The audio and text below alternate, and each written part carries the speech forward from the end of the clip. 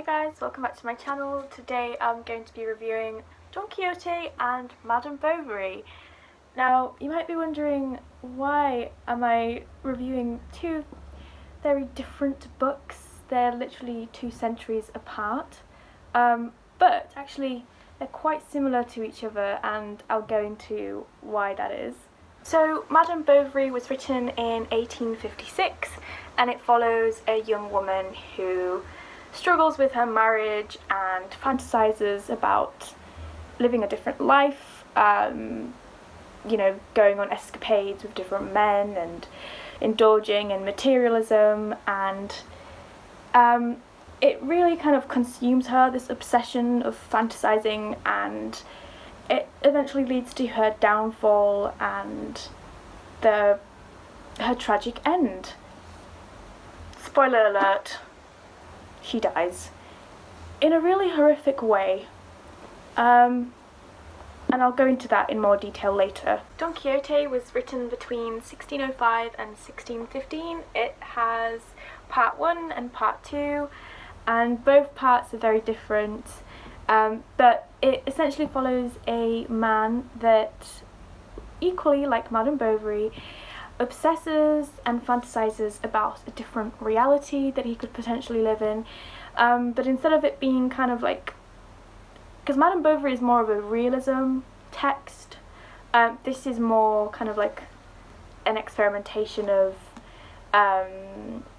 satirizing knight-errantry tales of the time, but it follows a man that wants to be a knight-errant, wants to fight with other knights and impress his female whatever, his girlfriend, mistress, whatever, I don't know. And it becomes kind of like a parody, because he tries so hard to kind of convince people that he's a knight-errant and that he goes on all these adventures, but he's not, and it kind of becomes like this debate about whether Don Quixote is self-conscious of what he's doing or whether he's actually quite unwell mentally, and that's something that I really enjoyed thinking about whilst reading this. Now, initially I was a bit daunted by reading Don Quixote because I always had the impression that it would be very tedious. I mean, look at the length of it. And also, it was written in the 17th century, so that's another thing that I thought would be very challenging. I guess the modern translation of it does help, because if it was written, if it was in the original translation, then it would have been more difficult to understand. But I loved it. I really was not expecting to love it the way that I did. Also, I found some really surprising things about it. The fact that it's actually really funny. I don't know why no one told me that it would be funny, because that would have really, pushed me towards reading it sooner. But yeah, the reason why it's funny is because Don Quixote, he's so invested in this world that he's creating of being a knight-errant, to the point that he mixes reality with illusion, and it's done in such a funny way because no one else around him sees life that way. So he, Sancho Panza is his squire that he goes on all these adventures with, who I love. He's such a great character. He's there on that front cover. That's Sancho Panza on the donkey, and that's Don Quixote on his horse. And Sancho Panza, he kind of knows that Don Quixote is making all of this up, and that, he's just humouring him, but there are elements where he actually does believe him, and he's the only kind of believer of Don Quixote's, adventures or whatever. But there are moments where Sancho Panza kind of challenges Don Quixote's illusions, and it becomes a funny comment on Don Quixote's character. For example, there's a very famous scene in this where Don Quixote believes there to be this huge monster in the middle of a field that he's ready to attack and fight. And Sancho Panza says to him, are you sure that's what you think it is? Because what I'm seeing are windmills. I'm paraphrasing here, but it's done in a really funny way, and Don Quixote just does not give in to what Sancho Panza sees. He really truly believes that they are under attack. In fact, I think at the back of my copy there's this quote that says, "Didn't I tell you they were only windmills, and only someone with windmills on the brain could have failed to see that?" So yeah, there are other examples of Don Quixote mixing reality with illusion. For example, when they go into this inn, Don Quixote believes it to be a castle that's enchanted. Sancho Panza doesn't see it that way, he just sees it as an inn. There's another instance where, again, they're just walking in a field somewhere, and Don Quixote sees a herd, no, he doesn't see a herd of sheep. Sancho Panza sees a herd of sheep coming towards them, but Don Quixote sees it as knight errants coming towards them, trying to pick up a fight, basically. And again, he is fully believing in that illusion, and it's quite funny, just the way Cervantes writes it and creates the dialogue between them. But back to what I was saying about the poignant element to this novel is that in part 2 you encounter two really mean characters, the Duke and the Duchess, who really manipulate and exploit Don Quixote's delusion, and they really mock him and laugh at him whilst he doesn't realise that they're doing it.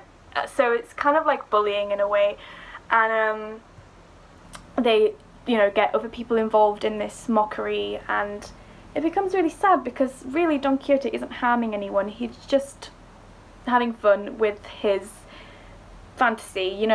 He's just kind of childish in that way, and even though I think he's in his 50s, he's still got that childlike element to him, and it's quite endearing. And the fact that these people are abusing that and taking advantage of him becomes quite sad, and yeah, it really makes you question the ethics and morals of the characters in this. But yes, overall I really loved it. I think the only thing that I didn't love about it was some parts in part 1 were quite what's the word? They stepped out of the narrative a bit, and I didn't like that because I really wanted it to just flow. So there were kind of inner stories within the story of Don Quixote. So there was stories that the characters were talking about that went on for quite a while, and I just felt like it didn't really go, and I just wanted it to kind of go back to Don Quixote and Sancho Panza.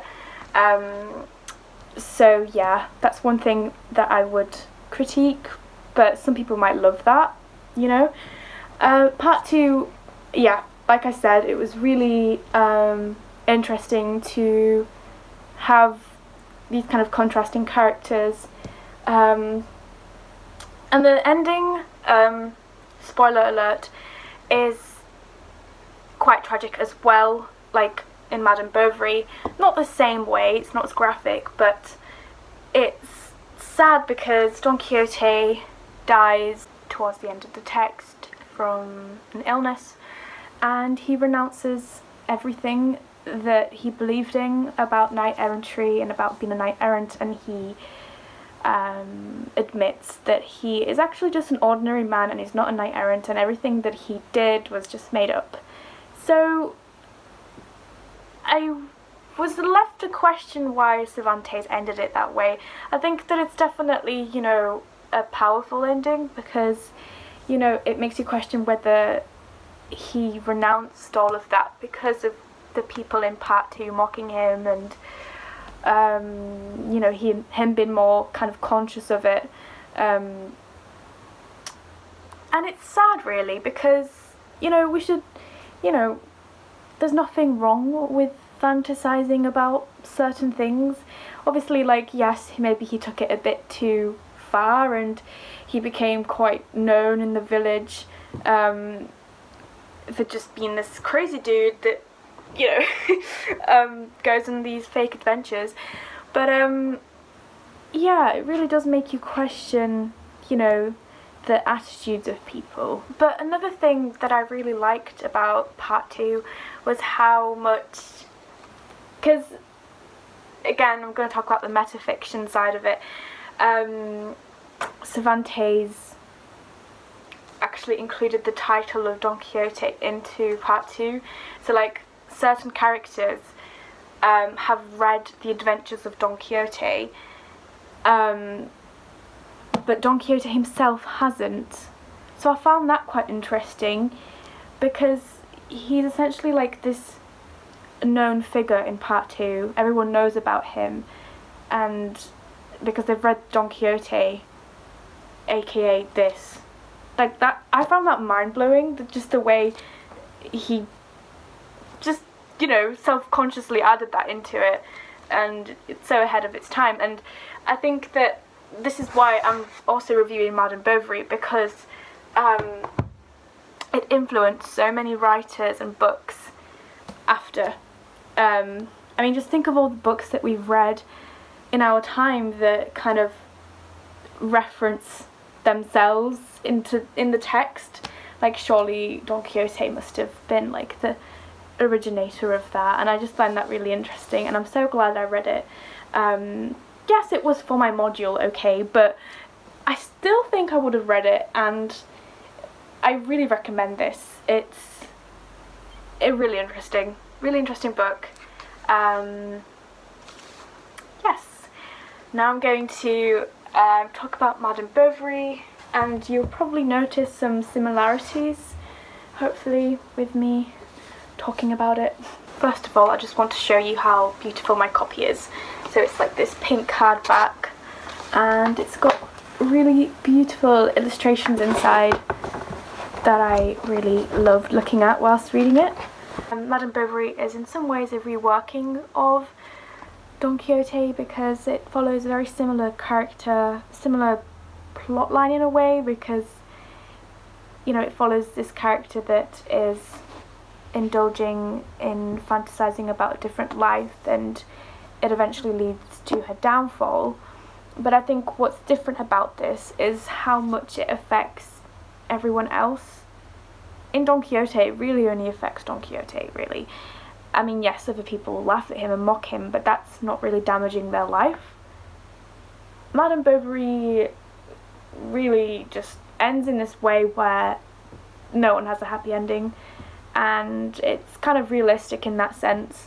I thought that it would be like other 19th century texts where, it's kind of very hyperbolic romance, but no, it's very realistic and tragic, and I loved it. There's a few scenes in this that are very similar to some of the scenes in Don Quixote, which I think Gustave Flaubert knew, he was conscious of doing that. For example, there's a scene in this where Madame Bovary visits the opera, and she kind of indulges in fantasizing about this actor that she's looking at, and she thinks that he's looking at her, and then she imagines him being her mistress.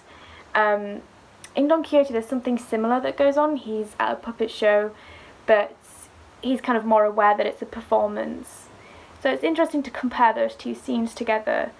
But yes, Madame Bovary, aka, she's also called Emma. I'm just going to refer to her as Emma now. She has lots of affairs whilst being married.